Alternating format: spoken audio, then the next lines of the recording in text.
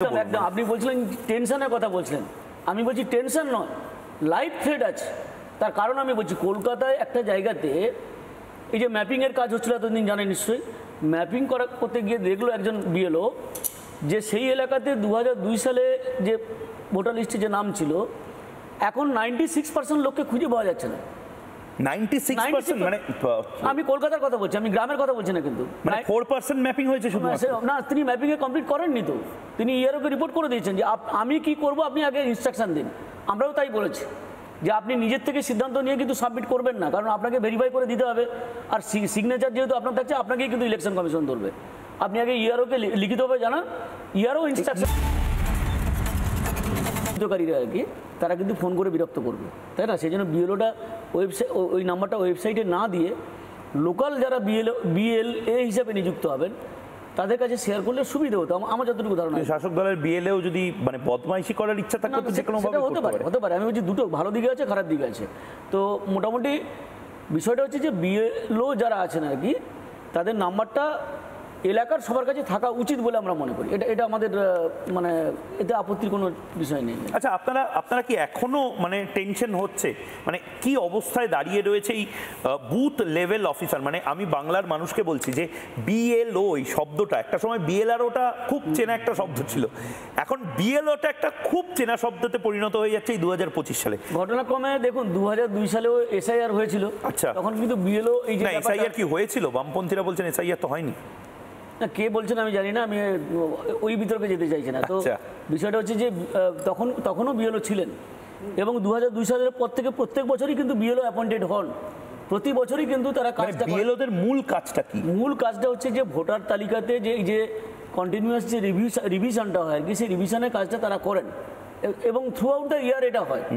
যখন তাদেরকে প্রয়োজন হয় ডেকে নেয়, একজন বিএলও অ্যাপয়েন্ট করলে থ্রেটটা দিচ্ছে শাসক দলের লোকেরা। এটা পরিষ্কার করে বোঝা যাচ্ছে যে দেখুন আমি একটা পরিষ্কার করে কথা বলি যে এসআইআর যদি হয়, ভোটার তালিকা যদি সংশোধন হয়, সেখানে যদি স্বচ্ছভাবে ভোটার তালিকাটা তৈরি করা হয় তাতে অসুবিধাটা কার হতে পারে?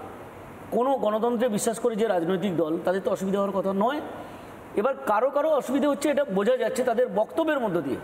তাহলে প্রধান অসুবিধাটা হচ্ছে আমাদের রাজ্যের শাসক যে দল আছে তার যারা মাথা তাদের হচ্ছে। ঠিক আপনি দেখেছেন যে রাজ্যের মাননীয় মুখ্যমন্ত্রী তিনি হুমকি দেখাচ্ছেন পরোক্ষে গভর্নমেন্ট এমপ্লয়ি যারা আছেন বা শিক্ষকরা যারা বিএলও হিসেবে অ্যাপয়েন্টেড হয়েছেন। একটা তো ব্যাপার, অভিষেক বন্দ্যোপাধ্যায় শুধু যে রাজ্যের বিএলও নয়, এমনকি কেন্দ্রীয় নির্বাচন কমিশনার যিনি আছেন তাকে হুমকি দেখাচ্ছেন, তাই না?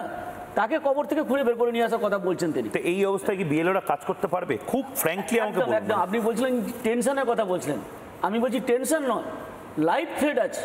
তার কারণ আমি বলছি কলকাতায় একটা জায়গাতে এই যে ম্যাপিংয়ের কাজ হচ্ছিল এতদিন জানেন নিশ্চয়ই, ম্যাপিং করতে গিয়ে দেখলো একজন বিএলও যে সেই এলাকাতে 2002 সালে যে ভোটার লিস্টে যে নাম ছিল এখন 96% লোককে খুঁজে পাওয়া যাচ্ছে না। 96% মানে আমি কলকাতার কথা বলছি, আমি গ্রামের কথা বলছি না, কিন্তু 4% ম্যাপিং হয়েছে শুধু না, তিনি ম্যাপিং এ কমপ্লিট করেননি তো, তিনি ইআরওকে রিপোর্ট করে দিয়েছেন যে আমি কি করব আপনি আগে ইনস্ট্রাকশন দিন। আমরাও তাই বলেছি যে আপনি নিজের থেকে সিদ্ধান্ত নিয়ে কিন্তু সাবমিট করবেন না, কারণ আপনাকে ভেরিফাই করে দিতে হবে, আর সিগনেচার যেহেতু আপনার থাকছে আপনাকেই কিন্তু ইলেকশন কমিশন ধরবে। আপনি আগে ইআরওকে লিখিতভাবে জানান, ইআরও ইনস্ট্রাকশন। কাজ যারা করে তারা মূলত সরকারি কোন লেভেলের কর্মী হন? তারা মূলত হচ্ছে ডব্লিউবিসিএস অফিসার হয়। আচ্ছা, প্রত্যেকটা ব্লকের যারা বিডিও আছে বা জয়েন্ট বিডিও যারা আছেন তারাই হচ্ছে এসডিওরও হন, কিন্তু ডিএম হন না, ডিও হয়।